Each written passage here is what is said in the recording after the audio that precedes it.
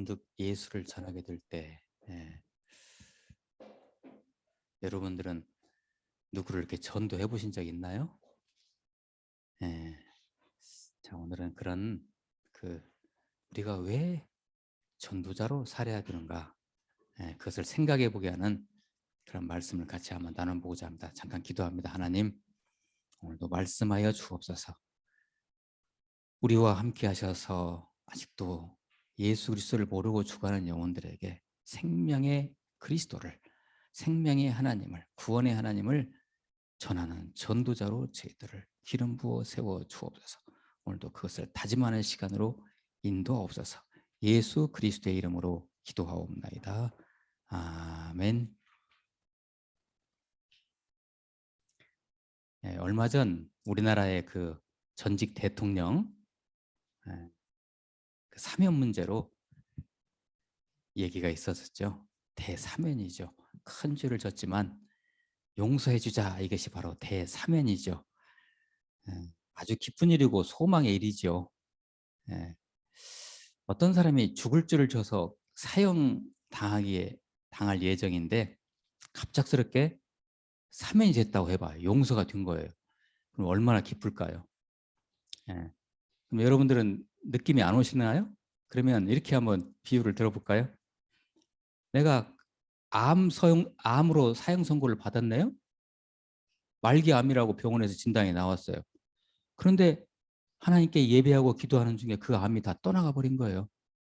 그러면 여러분 얼마나 기쁠까요? 그 대사면이라는 것이 그런 거죠. 용서받은 거예요. 죄로 인해서 죽을 것이 용서받은 거예요. 면제된 거죠. 큰 죄인들을 대사면하는 권한은 누구에게만 있죠? 대통령에게만 있죠. 우리 인간들이 하나님 앞에 아주 엄청난 죄를 지었지요. 그러죠? 그래서 죄의 삭은 사망이니까 다 죽어야 돼요. 그런데 우리를 완전히 다 용서를 해주셔. 대사면을 해주신 거죠. 누가? 우리 하나님이. 그 일에 예수 그리스도께서 직접 나서셔가지고 당신이 그 모든 죄를 다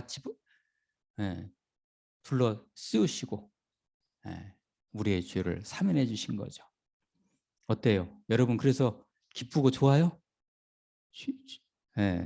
그러면 기쁘고 좋으면 이 자유함, 이 좋은 것을 이제 다른 사람에게도 당연히 알려줘야 할 거 아닙니까? 그죠? 전해야죠. 내가 예수님 만나서 이렇게 좋아요. 우리 선생님도 당신도 예수님 같이 믿었으면 좋겠어요 라고 말이죠. 이러한 일을 하는 사람을 우리는 증인 또는 전도자라고 얘기를 하죠. 할렐루야. 예수 그리스도를 통해서 이미 대사면을 받은 저와 여러분은 주위의 다른 분들도 하나님을 믿었으면 좋겠다고 생각이 드시면, 아니 대사면 받아서 해방과 자유함을 만끽하고 살았으면 좋겠다고 여러분 당연히 생각하시죠. 그러면 전도자로 나서셔야죠. 근데 이게 마음같이 안 되죠. 더군다나 요사이 전도하기가 쉬워요, 어려워요? 어려워요. 코로나19 때문에 더 어려워졌어요. 길거리 가서 전도한다고 하면 사람들은 다 도망 다니겠죠. 코로나 때문에 더욱더 그러죠. 그래서 특히 이제 관계 전도라고 하죠. 나와 조금 안면이 있는 분들, 이런 분들에게 내 안에 계신 예수 그리스도를 전하는 이 관계 전도를 더욱더 우리가 연구를 하고 앞으로 해야 될 것 같아요. 이 전도를 할 때는요, 예수님을 전할 때는 그냥 막연히 가가지고 야 우리 교회 가자. 그럼 잘 안 와요. 어떤 접점을 가지고 그분과 충분한 어떤 대화를 가질 필요가 있죠.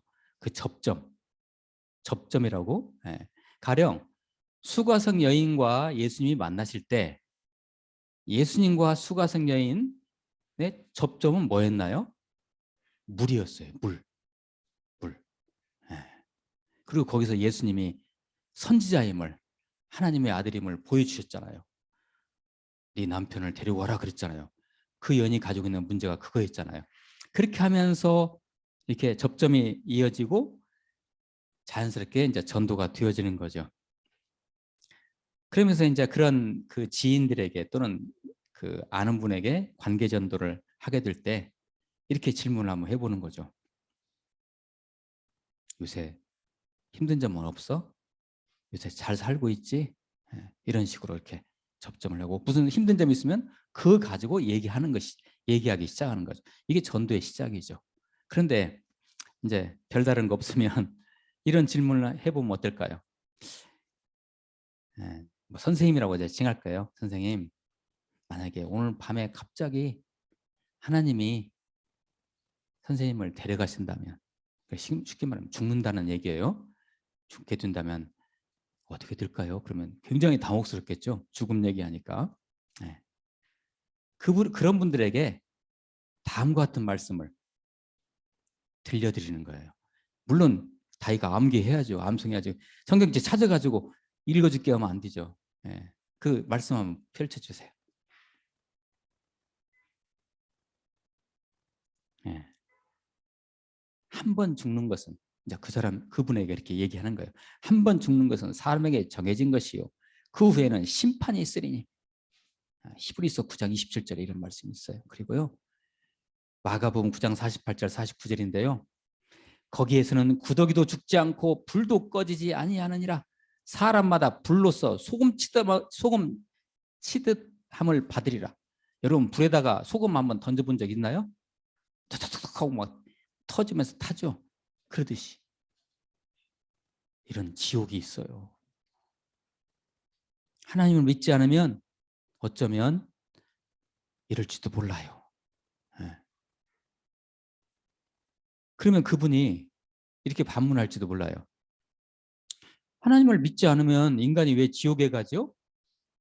네. 그때 다음 말씀을 이제 또 이렇게 해드리면 돼요. 그래요. 말씀이 이렇게 쓰여 있어요. 모든 사람이 죄를 범하였음에 하나님의 영광에 이르지 못하더니. 그리고 이것은 로마서 3장 23절인데요. 또 하나 로마서 6장 23절 말씀에 이렇게 쓰여 있어요. 죄의 삭은 사망이요 하나님의 은사는 그리스도 예수 우리 주 안에 있는 영생이니라. 이렇게. 그러고 나서요 이제 이렇게 얘기를 이어갑니다. 얼마든지 우리는 하나님으로부터 구원을 받을 수 있는 기회가 있습니다. 어떻게 보면 아주 단순한 결단만 내리시면 됩니다. 한번 이 말씀을 한번 들어보세요 하고 다음 말씀을 또 들려주시는 거예요. 로마서 10장 13절 말씀. 누구든지 주의 이름을 부르는 자는 구원을 받으리라. 물에 빠진 사람이 처음에 어떻게 해야 됩니까? 살려주세요라고 하면 되거든요. 그렇듯이. 자, 이사야서 55장 6절 말씀에 너희는 여호와를 만나는 만한 때 찾으라. 가까이 계실 때 그를 부르라. 지금 선생님은 저와 만나고 있잖아요. 지금 선생님은 여호와를 우리 구주 예수 그리스도를 만날 만한 때입니다. 지금이 하나님을 만날 만한 때니까 하나님을 만나시면 됩니다. 그리고 이사야서 1장 18절에 이런 말씀이 있네요. 너희의 죄가 주홍 같을지라도 눈과 같이 희어질 것이요 진홍같이 붉을지라도 양털같이 희게 되리라.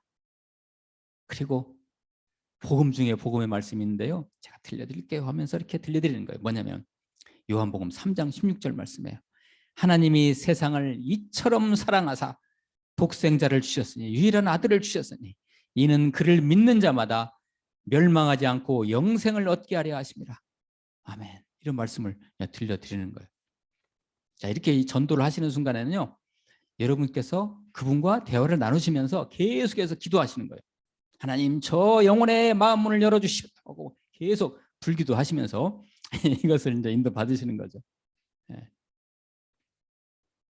그리고 계속 한번 또 이렇게 전해보는 거예요. 인간은요 태어나면서부터 하나님을 모르는 죄인으로 태어났어요. 그것은 생명을 잃은 것입니다. 이건 육체적인 생명이 아니라 진짜 본질적인 생명을 잃어버린 것이거든요. 인생의 방향을 잃은 거나 다름없습니다. 그 영원한 생명이신 예수 그리스도를 반드시 만나야만 이 진정한 생명을 가지고 생명으로서 살아갈 수 있습니다. 선생님. 예수님을 만나지 않고 살아가면 그 인생은 겉도는 거예요. 살아도 살아있는 것이 아니라고요. 선생님. 우리 예수님은 이런 말씀을 하셨어요. 수고하고 무거운 짐진 자들아 다 내게로 오라. 내가 너희를 쉬게 하리라. 많이 힘드시죠? 마태복음 11장 28절 말씀인데 예수님께서 우리에게 팔을 벌리시는 거예요. 수고하지 않는 사람이 누가 있겠어요? 수고하고 무거운 짐진. 여러분 짐이 무거워요, 안 무거워요? 무겁죠. 우리는요 이 무거운 짐이라는 것은 여러분 중력의 짐이 아시죠? 어떤 무게라는 게 뭐죠? 중력이에요. 중력. 과학 시간 아니지만 그런데 이 무게라는 것이요 중력이기 때문에 반드시 아래로 내려오게 돼 있죠. 이게 무게인 거예요. 이게 죄의 무게인 거예요. 이것을 이기기가 힘들어요. 중력의 무게로. 그죠? 그러려면 그만큼 우리가 힘을 더 써야 되는데 이게 참 힘든 죄의 무게라는 거죠. 그래서 예수님께서 수고하고 무거운 짐진 자들아 다 내게로 오라. 내가 너희를 쉬게 하리라. 이렇게 말씀하셨어요. 어때요? 라고 계속 말씀을 또 이어갑니다. 요한복음 14장 6절 말씀에는요. 예수께서 가라사대 내가 곧 길이요 진리요 생명이니 나로 말미암지 않고는 아버지께로 올 자가 없느니라. 예수님이 유일한 길이세요. 예수님이 유일한 진리세요. 예수님이 유일한 생명이세요. 하늘나라 가는 길, 천국 가는 그 유일한 길은 예수 그리스도에는 없어요, 선생님. 라고 이렇게 말씀하시는 거죠. 그리고 요한복음 11장 25절, 26절을 계속해서 말씀하시는 거예요. 실은 여러분들 지금 제 말씀 들으시면서 목사님 그거 어떻게 합니까? 그 순간 말씀을 다 외워가지고 어떻게 합니까? 하실 수 있습니다. 자, 그래서 이렇게 하는 거예요. 예수께서 이르시되 나는 부활이요 생명이니 나를 믿는 자는 죽어도 살겠고 무릇 살아서 나를 믿는 자는 영원히 죽지 아니하리니 또 이 말씀을 들려주는 거예요. 이쯤 돼서 그분이 설득되시고 예 알았어요. 다음 주에 무디에 같이 갈게요. 그러면 할렐루야 얼마나 좋겠어요. 근데 그렇게 안 될 수도 있죠. 이러한 말씀을 들어도 결코 설득되지 않는 그 선생님 향해서 다음 베드로가 한 이 말씀을 한번 권면하면 어떨까요? 사도행전 4장 12절 말씀. 베드로가 예수 그리스도를 체험하고 확신을 가지고 한 이 말씀이에요. 다른 이로서는 구원을 얻을 수 없나니 천하 사람 중에 구원을 얻을 만한 다른 이름을 우리에게 주신 일이 없음이라 하였더라. 이 말씀을 들어요.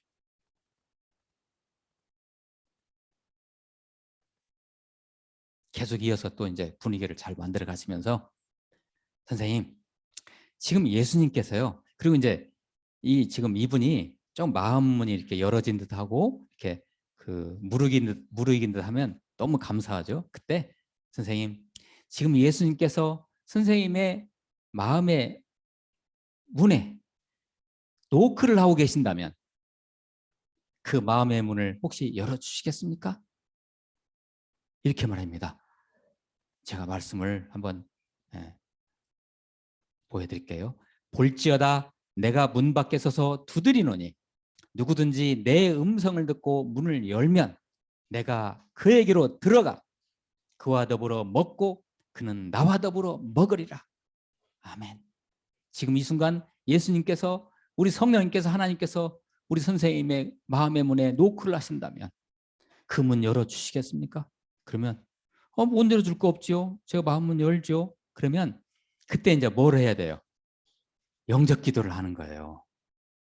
영접 기도 간단해요. 이렇게 하면 돼요. 저를 따라서 그러면 이 시간 눈을 감고 저를 따라서 기도하세요 하고 이렇게 하는 거예요. 하나님 감사합니다. 죄송합니다. 이제까지 저는 하나님 없이 살아왔습니다. 이제 제가 제 마음의 문을 활짝, 물론 이것을 할 때는 또박또박 떼서 해야 돼요. 그죠? 네. 제가 이렇게 한다고 그렇게 그대로 하시면 안 돼요. 가령 이렇게 하는 거죠. 하나님, 저는 죄인입니다. 그럼 상대가 계속 따라서 할 거 아니에요. 이런 식으로 이렇게 하는 거예요. 자, 제가 이어서 해볼게요. 하나님, 저는 죄인입니다.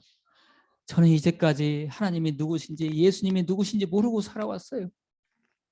그러나 이제 제 마음의 문을 활짝 열고 예수님을, 하나님을 나의 구주로, 나의 구원자로 제가 받아들입니다. 제 안에 들어오셔서 이제 저의 인생을, 저의 삶을 영원히 인도하여 주옵소서. 예수 그리스도의 이름으로 기도하옵나이다. 이런 식으로 아멘, 이런 식으로 영접 기도를 하는 거죠. 영접 기도하면 이제 할렐루야 수지 맞는 거예요. 그분은 말이죠, 예수님 만난 거죠. 그래서 이 말씀을 또 들려주세요. 요한복음 1장 12절 말씀. 영접하는 자, 곧 그 이름을 믿는 자들에게는 하나님의 누가 돼요? 자녀가 되는 권세를 주셨으니 이제 선생님은 하나님의 자녀가 됐습니다. 그리고 로마서 10장 9절 10절 말씀. 내가 만일 내 입으로 예수를 주로 시인하며 또 하나님께서 그를 죽은 자 가운데서 살리신 것을 내 마음에 믿으면 구원을 받으리라. 선생님은 지금 구원 받았어요. 사람이 마음으로 믿어 의에 이르고 입으로 시인하여 구원에 이르느니라. 그리고 계속 이어갑니다. 근데 선생님 오늘 너무 큰일 하셨어요. 선생님은 이제 예수님을 만나신 겁니다. 그런데요, 이 예수님을 만나는 것이 우리 뜻대로 되는 것이 아니에요. 우리가 기분 내킨다고 해서 예수님 만나는 것이 아니에요. 이것이요, 하나님의 만세전에, 아주 오래전에 하나님 뜻 안에 있었다는 거예요. 그걸 아세요? 말씀에 이렇게 쓰여 있거든요. 에베소서 2장 8절 9절 말씀이요. 너희는 그 은혜에 의하여 믿음으로 말미암아 구원을 받았으니 이것이 너에게서 난 것이 아니요 하나님의 선물이라. 여러분, 구원이라는 게 거저 주어지는 거예요. 내가 노력해서 드는 것도 아니고요. 하나님의 뜻이 있으면 선물로 주어지는 거죠. 행위에서 난 것이 아니니 이는 누구든지 자랑하지 못하게 함이라. 아멘. 네, 사랑하는 존경하는 우리 동역자 여러분, 전도자로서 나가실, 아니 예수 그리스도의 증인, 아니 부활하신 예수 그리스도의 증인으로 나가실 준비가 되셨습니까? 저 광장으로, 저 거리로, 아니면 아는 지인에게로 준비가 되셨습니까? 아멘. 오늘의 제가 우리에게 주신 말씀, 아까 같이 나눴던 말씀인데 요한복음 3장 16절 말씀. 말씀 중에 말씀이요, 복음 중에 복음이요, 진리 중에 진리의 말씀. 하나님이 세상을 이처럼 사랑하사 독생자를 주셨으니 이는 그를 믿는 자마다, 그가 누구예요? 독생자, 유일하신 아들, 하나님의 아들이신 예수 그리스도. 그를 믿는 자마다 어떻게 멸망하지 않고 영생을 얻게 하려 하심이라. 어떠십니까? 우리는 이미 이 혜택을 받은 자들이죠. 여러분 주위에 이렇게 귀중한 예수 그리스도의 생명의 선물을 전달할 분들이 혹시 계십니까? 안 계신다고요? 찾아보세요. 있어요. 계셔요. 갈급한 영혼들, 준비된 영혼들이 있어요. 더군다나 여러분들이 사도행전적으로 말씀드리면 여러분들이 정말 그런 영혼에 대한 그 구령에 대한 갈급함을 가지고 여러분 기도하시면요, 하나님께서 그 영혼들 만나게 해주십니다. 이게 사도행전적인 성경적인 이 전도의 길입니다. 한번 해보세요. 그래서 갈급한 영혼, 준비된 영혼이 딱 하나님께서 만나게 해주세요. 그때 예수 그리스도를 이런 식으로 이렇게 준비하셨다가 전하시면 됩니다. 올 한 해 이제 3월도 다 갔는데요. 2022년 한 해 여러분 전도자로, 증인으로 한번 나서시면 어떨까요? 파이팅! 제가 기도하면서 여러분 응원합니다. 기도하시겠습니다. 하나님, 저희들이 이 말세의 시대에 예수의 생명을 선언하는 자로 기름 부어 세워주시고 인도하여 주옵소서. 우리 모든 동역자분들이 예수를 전하지 않고는 못 견디는 인생을 살아가실 수 있도록 그 복을 내려 주시옵소서. 예수 그리스도의 이름으로 기도하옵나이다. 아멘.